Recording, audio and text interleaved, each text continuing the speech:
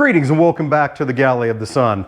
May hear some noises in the background, doing a couple bathroom remodels here in the Oasis, but hey, we got to bring you food, so nothing stops us. So, what are we doing today? Well, due to some miscommunications and some poor inventory practices by supply department, we have found ourselves with a cubic butt ton of Guajillo chilies. So we're going to cook something today that uses them. Now, that's okay. We love Guajillo chilies. Guajillo chilies is the dried form of the Marisol chili, used very commonly in Mexican cooking. We've done it before.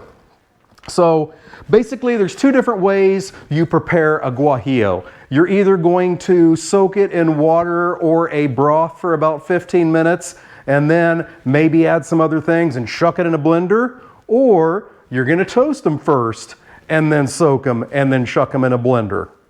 So we're going to do sort of a combination of it today. So to make these Guajillo chicken tacos, I am going to take a couple of diced up onions, my 10 Guajillo chilies. I'm going to chuck them into a heated pan. To make this whole thing, we're going to do it in a Dutch oven. So I already have my Dutch oven back here on medium heat. It's been on there for a few minutes. So we're going to put in the chilies, we're going to put in the onions, cook them for about 3 minutes, and then we get to the next step. So if you're using fresh garlic, you're going to add that in here at this point too. But we're using the jarred minced garlic, so it's going to go in just a little bit later. But in your pan with no oil, you're just your heated pan, cook your onions and your Guajillo chilies for about 3 minutes. With about 30 seconds left in that 3 minutes, add your garlic. Don't want to add it too early because that minced garlic will easily burn. And in just about the time it takes you to get that garlic in there and get everything mixed up, it's time to add the other ingredients. So in goes your stock. You can use chicken stock, but if you can find that better than bouillon chipotle broth, oh yeah. We're going to add our tomatoes, we're going to add our chipotles, and our salt.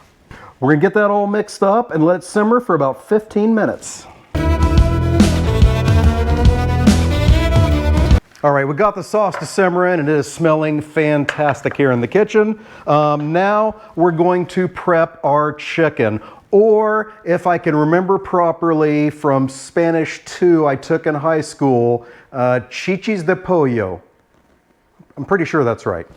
All right, so get these seasoned with a little bit of salt and pepper, and clean hand, dirty hand. Use the dirty hands, flip the chichis de pollo, and then salt the back of them. Salt, don't assault them. Wait, that's later. All right, they're all prepped. Get those set aside, wash our paws, and we'll get the sauce together. All right, our sauce has been simmering for about 15 minutes. Now we're gonna take it off of the heat. Be very careful with this step, okay?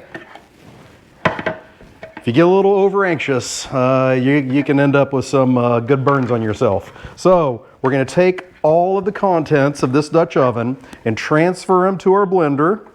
And in our case, it's our trusty Vitamix, which would liquefy a cell phone. Pour away from you.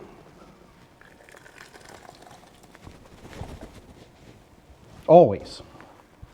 Except when you forget and you don't, but you should always pour away from you. Now we're going to liquefy this stuff. Very important, start on a low speed. Check all your buttons first, dial them down. Nice and slow. Then you can slowly ramp up the speed. All right, so our finely blended sauce goes into a pot. We nestle in our chicken breasts. That wasn't nestling, I dropped it. And I dropped that one too, and I've got sauce everywhere, but it's okay. Don't drop the third one. Okay, I didn't. All right, I got a big mess to clean up, but that's okay because we're gonna take this back to the stove, bring it to a simmer, then cover it and let it simmer for an hour and a half. So I got plenty of time to clean. It's great. We'll see ya when we're done with that. Alrighty, so our chicken's been cooking in that incredible sauce for about an hour and a half. So now I'm going to pull the chicken and we're going to chop the crap out of it. And yeah, it's hot as hell, so I'm gonna try and figure out how not to burn myself when I'm doing this. It is very, very tender. One down, no burns yet. You could probably shred this too, but this just seems easier to me.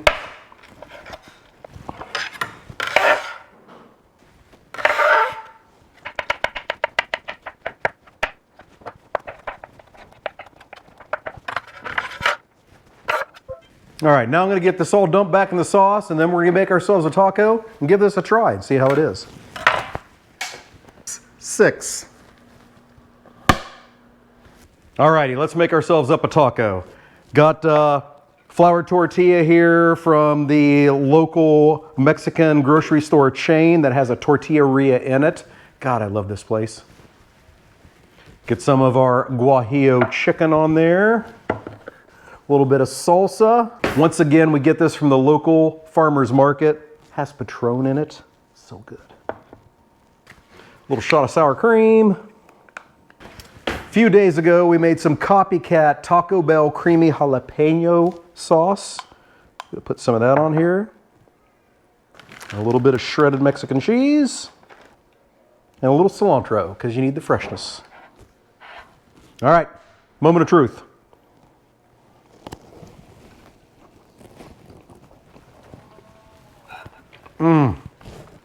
Damn.